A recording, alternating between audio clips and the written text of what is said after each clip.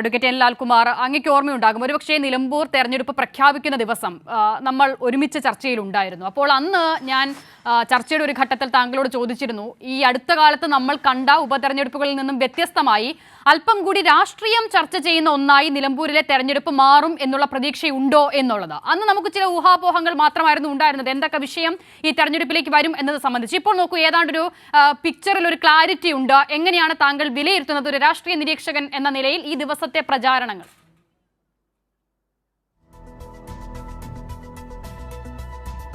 അന്ന് അസിത എന്നോട് ചോദിച്ചപ്പം ഞാൻ പറഞ്ഞ മറുപടി, സോഫാർ ഒരു പൊളിറ്റിക്കൽ കോൺടെസ്റ്റ് ആണെങ്കിലും UDF ഇത് വർഗീയതയിലേക്ക് കൊണ്ട് മുട്ടിക്കാതിരിക്കാൻ പറ്റില്ല എന്ന് ഞാൻ വ്യക്തമായി പറഞ്ഞു. ആ നിലപാടാണ് ഞാൻ പറഞ്ഞ നിലപാടിന് ഇൻലൈനായിട്ടാണ് യഥാർത്ഥത്തിൽ പിന്നീട് ജമാഅത്തെ ഇസ്ലാമിയുടെ സപ്പോർട്ട് പബ്ലിക്കലി കോൺഗ്രസ് പാർട്ടിക്ക് വന്നത്. നോക്കൂ, ജമാഅത്തെ ഇസ്ലാമിയുടെ സപ്പോർട്ട് പബ്ലിക്കായിട്ട് കോൺഗ്രസിന് കൊടുക്കുന്നു. അത് വാങ്ങിക്കുന്നതിൽ പ്രതിപക്ഷ നേതാവിന് മടിയില്ലാത്ത അവസ്ഥ വരുന്നു. അദ്ദേഹം ജമാഅത്തെ ഇസ്ലാമിയെ പ്രൈസ് ചെയ്യുന്നു. ജമാഅത്തെ ഇസ്ലാമിയുടെ പൊളിറ്റിക്കൽ പൊസിഷൻ അവർക്കൊരു they got a larger political project, isn't it? ആ ലാർജർ പൊളിറ്റിക്കൽ പ്രോജക്റ്റ് യഥാർത്ഥത്തിൽ മാറി എന്ന് ജമാഅത്തെ ഇസ്ലാമി പറയാത്ത സ്ഥലത്ത് VD സതീശൻ പറയുന്നു എന്നുള്ളതാണ്. അതാണ് എൻ്റെ പ്രശ്നം. എൻ്റെ രാഷ്ട്രീയം മാറിയോ എന്ന് ഞാൻ പറയുന്നില്ല, പക്ഷേ മറ്റൊരാൾ പറയുന്നു എൻ്റെ രാഷ്ട്രീയം പൂർണ്ണമായി മാറിയെന്ന്.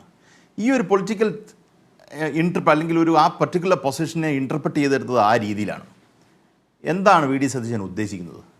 ജമാഅത്തെ ഇസ്ലാമിയുമായി ബന്ധപ്പെട്ട് ഇന്ന് അവിടുത്തെ ഇടതുപക്ഷ സ്ഥാനാർത്ഥിയായ M സ്വരാജ് പറഞ്ഞൊരു കാര്യമുണ്ട്. അദ്ദേഹം രസകരമായി അത് ബ്രീഫ് ചെയ്തിട്ടുണ്ട്. ജമാഅത്തെ ഇസ്ലാമി അവരുടെ ഒരു രീതി, സ്ഥാനാർത്ഥികളെ സംസ്ഥാനത്ത് പലർക്കും സപ്പോർട്ട് അവർ ഓഫർ ചെയ്യും.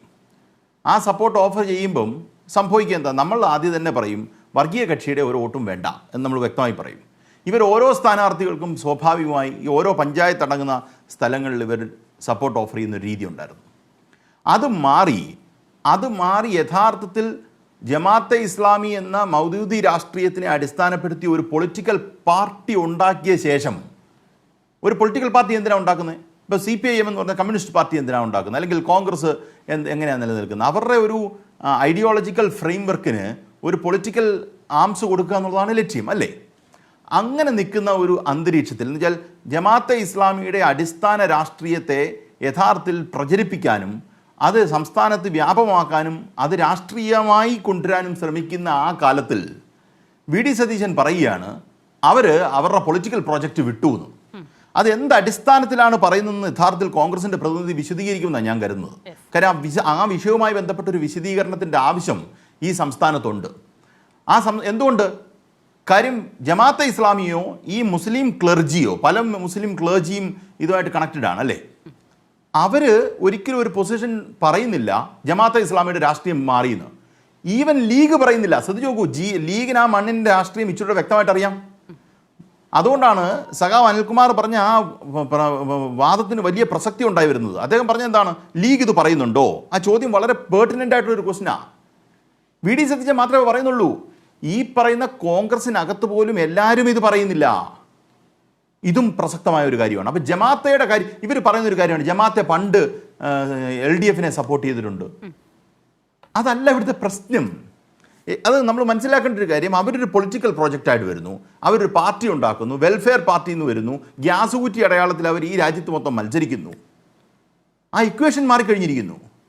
പണ്ട് സൈലൻ്റായിട്ട് നിന്ന് കോൺഗ്രസിനെ സപ്പോർട്ട് ചെയ്യുന്ന സാഹചര്യം ഉണ്ടായിട്ടുണ്ട്, CPM സപ്പോർട്ട് ചെയ്യേണ്ട സാഹചര്യമുണ്ട്. ആ ജമാഅത്തെ മതവർഗീയ രാഷ്ട്രീയത്തിൻ്റെ ഒരു മതരാഷ്ട്രവാദത്തിൻ്റെ രാഷ്ട്രീയ പാർട്ടിക്ക് ആ പ്രോജക്റ്റിനോട് ചേർന്ന് നിൽക്കാൻ എങ്ങനെ VD സതീശന് കഴിയുന്നു? നമ്മൾ കണ്ടതുപോലെ ഒരു വർഗീയ മുതലെടുപ്പ് ആ പോയിന്റിലേക്ക് എത്തി അവസാനം എന്നുള്ളതാണോ? ഒരു കാര്യം കൂടെ പറഞ്ഞ് അവസാനിപ്പിക്കാം. ആ വർഗീയം അവർക്കത് ലോക്കലാക്കി നിർത്തുകയും വേണം. അത് എന്നെ കേൾക്കുന്ന നിലമ്പൂരിലെ ജനങ്ങൾ അല്ലെങ്കിൽ ഈ സംസ്ഥാനത്തെ ജനങ്ങൾ മനസ്സിലാക്കേണ്ട ഒരു കാര്യം, VD സതീശൻ്റെ ലക്ഷ്യം എന്താ?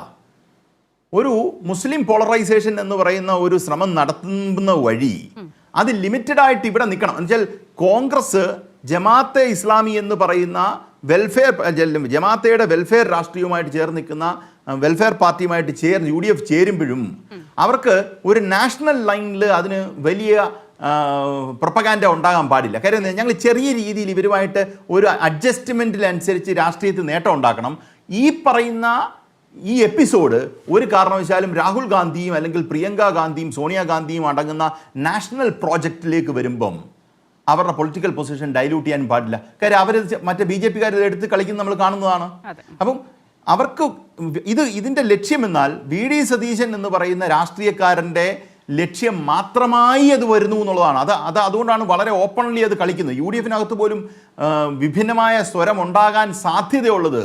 ദേ have stifled the voice of other people. Kunhalikutty സാഹിബിൻ്റെ ഒന്നും ഒച്ചയില്ല. നിങ്ങൾ ഈ തെരഞ്ഞെടുപ്പ് നിങ്ങൾ ആലോചിച്ച് നോക്കൂ. നിങ്ങളൊരു മാധ്യമ പ്രവർത്തകയല്ലേ, അല്ലെങ്കിൽ നിങ്ങൾ രാഷ്ട്രീയം കേൾക്കുന്ന ആൾക്കാർ നോക്കൂ. ഈ പറഞ്ഞ തെരഞ്ഞെടുപ്പ് ഡിക്ലെയർ ചെയ്ത് കഴിഞ്ഞു കുഞ്ഞാലിക്കുട്ടി സാഹിബിനെ നമ്മൾ എവിടെയെങ്കിലും കാണുന്നുണ്ടോ? പാണക്കാട് നിന്ന് ഒരാൾ വന്ന് വാർത്താ സമ്മേളനം നടത്തുന്നത് തന്നെ വന്നില്ല എന്ന് പറഞ്ഞതിനെ അടിസ്ഥാനപ്പെടുത്തിയാണ്. അപ്പം അവിടെ കൃത്യമായ ഒരു പ്രശ്നമുണ്ട്. സതീശൻ്റെ അഗ്രഷനോട് എതിർപ്പുണ്ട്. അത് ജമാഅത്തയുടെ രാഷ്ട്രീയവും മുഖ്യമന്ത്രി പറയുന്ന രാഷ്ട്രീയത്തിനകത്ത് ശരിയുണ്ടെന്ന് UDF-നുള്ളിലുള്ള ആൾക്കാർ പോലും വിശ്വസിക്കുന്നു എന്നുള്ളതാണ് അവിടുത്തെ പ്രശ്നം.